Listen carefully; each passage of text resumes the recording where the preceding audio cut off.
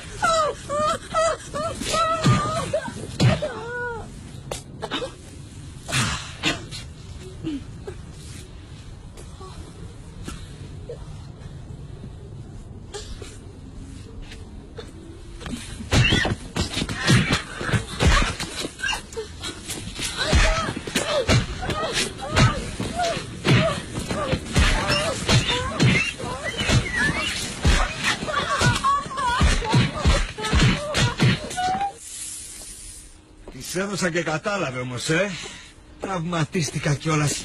Αγαμώτο. Συγγνώμη.